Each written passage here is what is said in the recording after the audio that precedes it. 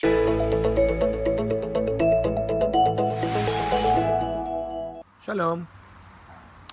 This week's Parashat Chukat, begins with a famous story or the famous commandment about Para Aduma, the red heifer. The Torah tells us that if we wish to make people tahor, from tumat met, if people come in contact with a dead person, the only way to make them pure again is to bring them in contact with the red heifer's ashes. We sprinkle them with the red heifer's ashes and they become tahor again. The Torah tells us that it's the Kohen's job to burn the cow and to make these ashes that have the power to pure people. We know that the Torah calls this mitzvah Zot Chukat HaTorah. This is the chok of the Torah. And the understanding of a chok is a mitzvah which has no reason, or at least it has no reason that we, human beings, can understand. And the example of a mitzvah that's a chok is Para Aduma. The Gemara explains that even Shlomo HaMelech, the smartest of all people, could not understand Para Aduma. On the pasuk of Kohelet, which Shlomo said, Amarti echkema ve'i rechoka mimeni, on the pasuk that Shlomo said, I looked for wisdom and it is beyond my reach, that pasuk is referring to the mitzvah of Para Aduma. The question is, why is Para Aduma a mitzvah which is so hard for us to understand? There are many other mitzvot, there are many other chukim that are hard to understand. Basar b'chalav, kashrut, where there are many mitzvot that we don't understand exactly how they work. Why is Para Aduma so special, and why was it chosen to be a chok, or the chok?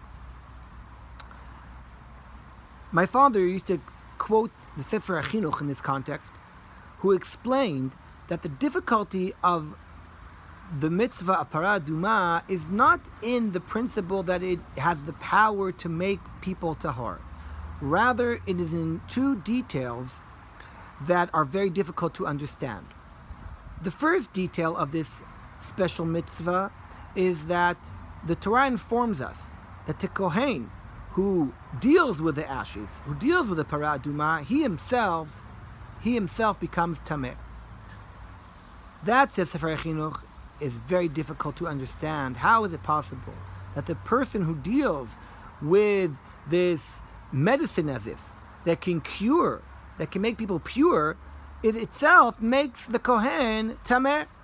That's very difficult, says the Chinuch. And the second detail, which is very difficult, says the Chinuch, is the location of this mitzvah.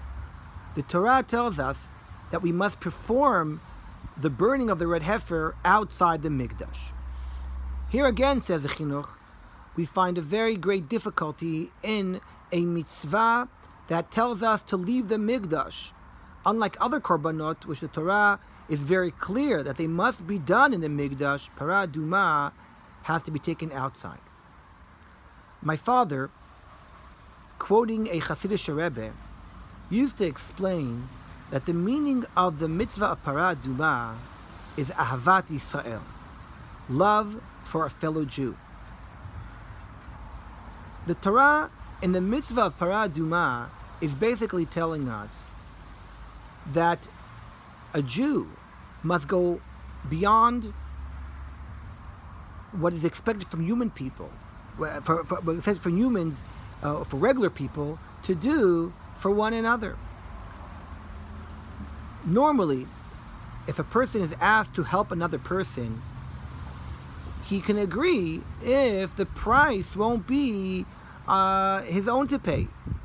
The Torah, in the case of Para Aduma, is teaching us that if sometimes in life helping another friend means that you have to pay a price, you yourself have to, in this case, become tameh, you are still commanded, you are still obligated to help your fellow friend.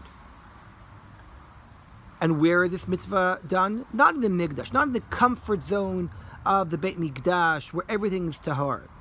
Sometimes we are required to leave our safe zone, our comfort zone, and to travel to places where it's a bit more uncomfortable, a bit more difficult.